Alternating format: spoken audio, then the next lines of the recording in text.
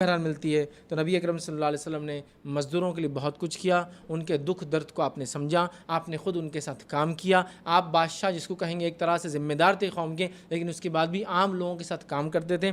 ہمارا حال یہ ہے کہ آج ہم ایسا کچھ بھی نہیں کر سکتے۔ یاد رکھیں اللہ کے رسول تو مسجد کی تعمیر میں خود حصہ لے رہے ہیں، سمجھ رہا؟ تو یہ تو سنت ہوا نا، مزدوری کرنا، مال ڈھونا اور خاص طور سے مسجد کی تعمیر میں حصہ لینا سنت ہے۔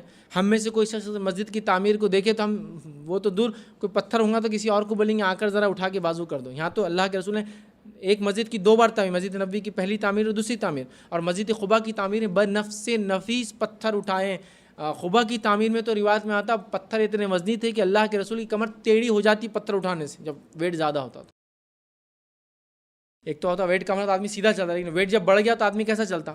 تھوڑا بینڈ ہو کے چلتا۔ آپ بینڈ ہو کر چل رہے، آپ نے اٹھایا، اور ویسے ہی پتھر اٹھایا وزنی جیسا صحابہ اٹھا رہے تھے، کوئی پتھر کی اس میں کمی نہیں یاد رکھی۔ تو یہ تھا اللہ کے رسول صلی اللہ علیہ وسلم معاملہ، اور آپ نے مزدوروں کی کفالت کی۔ آپ نے یہ فرمایا کہ مزدور کی مزدوری اس کا پسینہ سوکھنے سے پہلے ادا کر دو، مطلب جیسی وقت ہو جائے، چونکہ آج کل تو سیلری کا سسٹم ہے، ویکلی یا جس کو کہیں گے 15 ڈیز یا 1 منتھ، یا آج کل 28 ڈیز کا بھی کانسیپٹ نکلا، 4 ویکس ایگزیکٹلی، جو بھی ہے۔ تو بہرحال ہوتے ہی دے دینا چاہیے، ہوتے ہی دے دینا چاہیے، بڑی اہم چیز ہے، یاد رکھیے، ٹھیک ہے۔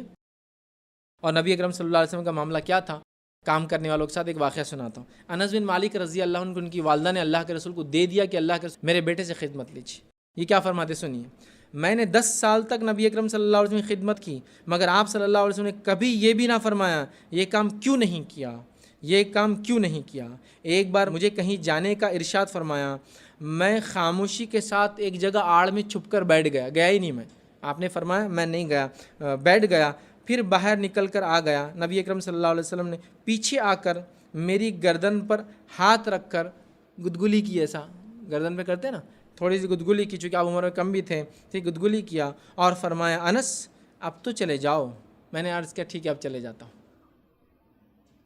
یہ نہیں کیا، ہمارے پاس تو یہ انس تو ایک کام کر رہے ہیں آپ کا، ہم تو اپنے بچے کو ماریں گے گردن پہ، یہاں اللہ کے رسول سے گدگلی کر رہے ہیں ان کا حضرت مالک کو، کہ وہ کرتے ہیں نا چھوٹے بچوں، انس یہ کام کیوں نہیں کیا، اب تو چلے جاؤ۔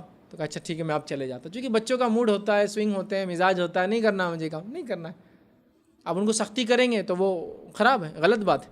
تو اللہ کے رسول کا مزاج دیکھیے، ایک لڑکا کام کے لیے دیا گیا، وہ کام نہیں کرتا رہا، آپ اس کو جو ہے اس طرح سے مذاق کرتے ہیں، گدگلی کرتے، یاد رکھیے یہ آپ کا معاملہ مزدوروں کے ساتھ تھا۔